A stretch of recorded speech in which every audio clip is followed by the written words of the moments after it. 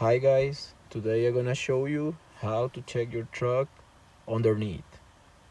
And as you can see right now, we're checking out the oil filler pipe, and you can see there is a oil leak in there.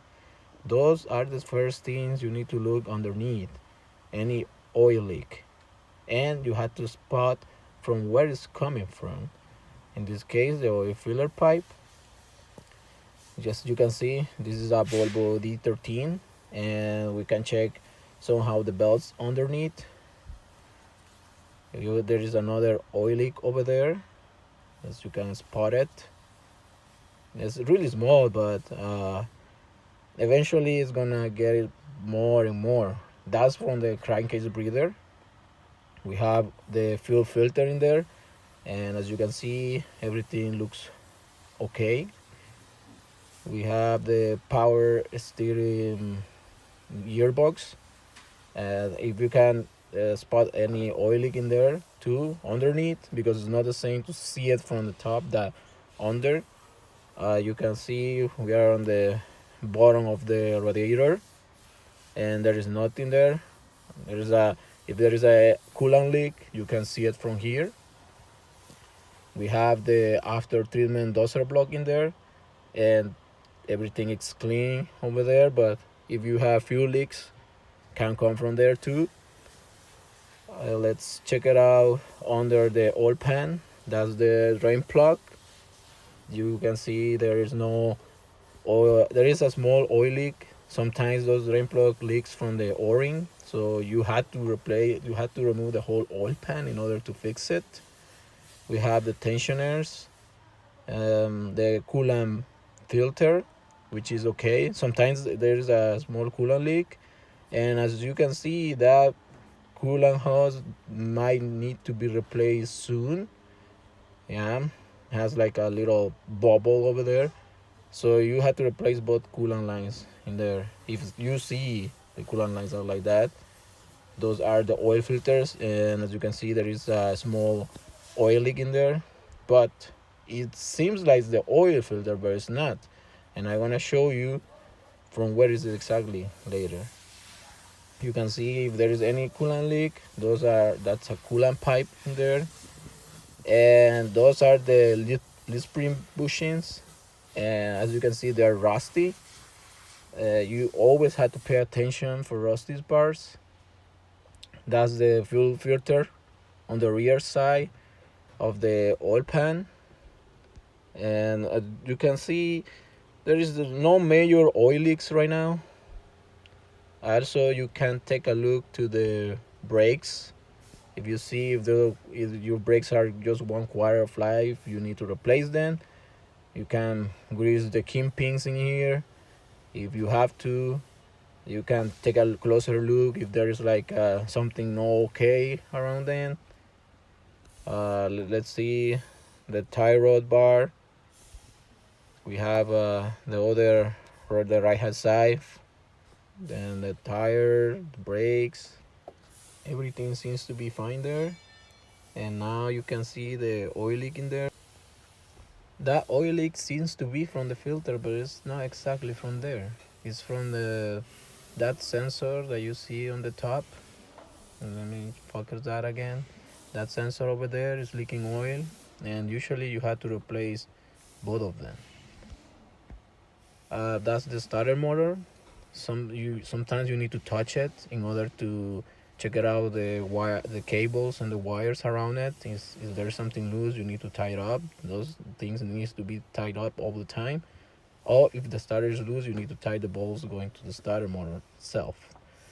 Now we're taking a closer look to the leaf spring bushings again to see how rusty they are. That one in the bottom, that might need to be replaced because it doesn't take the grease anymore, because you're supposed to grease it every 6,000 miles, I guess.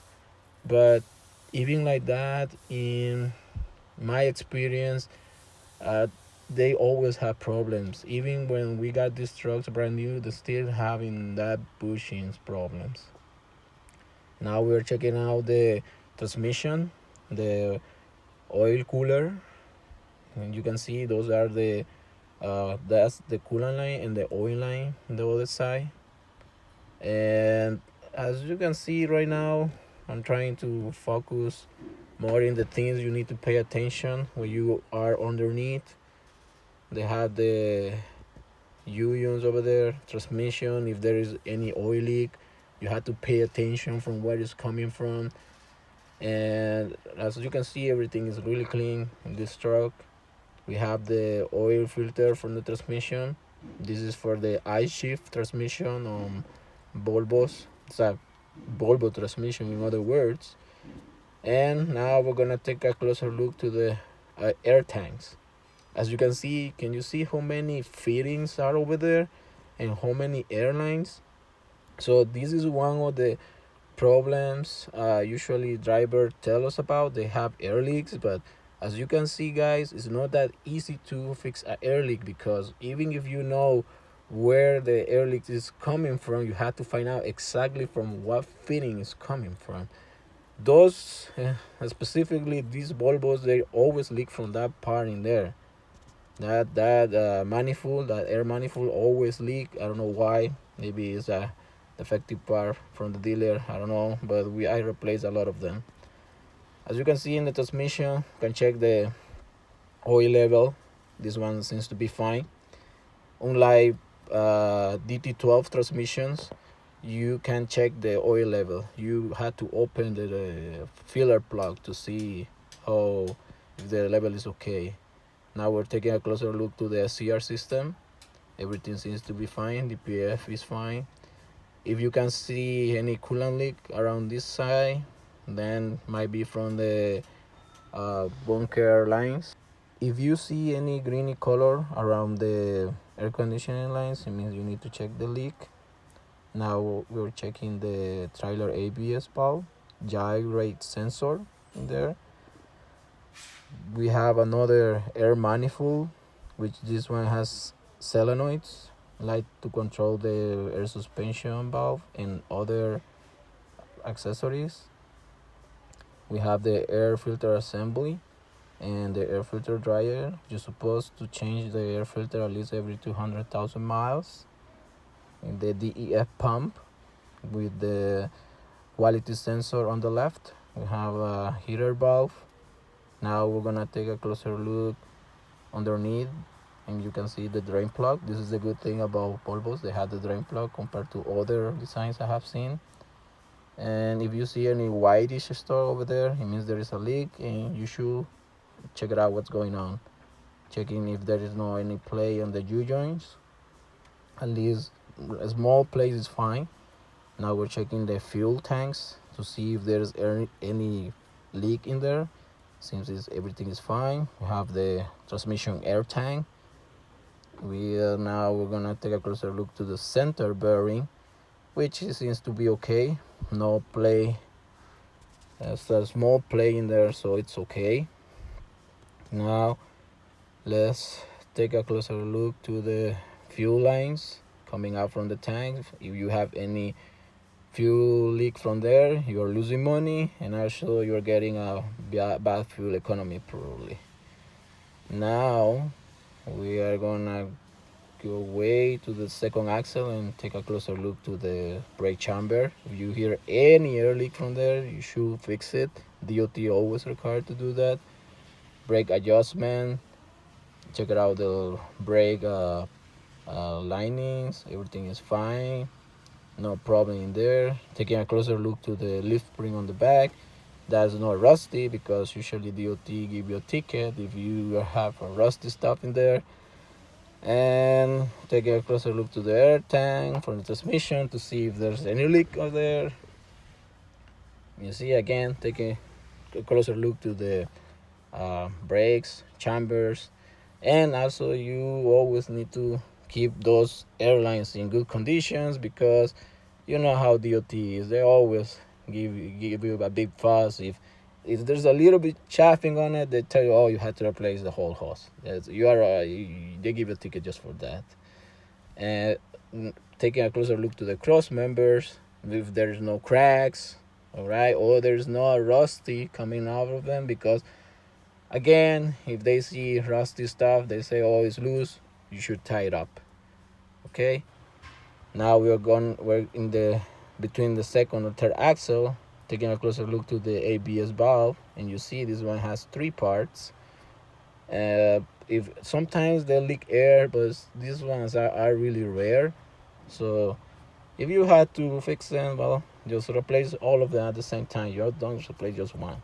We are now checking out the high control valve, and usually drivers say, oh, my truck is leaking air, and just after 10 minutes stop. That's normal, guys, don't worry about that. And you see these airbags, they have a cracks, but they're not leaking yet, but eventually they will leak air. So if you see them like that and you had chance to replace them, just do it. Checking a play again on the differentials. And if you see any big leak in there, you should fix it. Sometimes it's just wet, so if you don't have money, you can just hold it until you can fix it. And checking underneath, because I have seen trucks they leak from that part over there, from when you open the differential, and all that silicone start leaking oil from there. You can see again, now we have we always had to check the airlines in there, because since that part is the one that gets most dirty, sometimes the fittings get messed up. Now right now we're taking a closer look to the fifth wheel, and you can see the mechanism over there, but unfortunately for the fifth wheel you cannot fix anything from there. You have to remove the whole fifth wheel. And that's all what I have for you guys. If you have any questions, leave it in the comment section down below, and I'm gonna try to answer to you as soon as I can. Thanks for watching. Bye.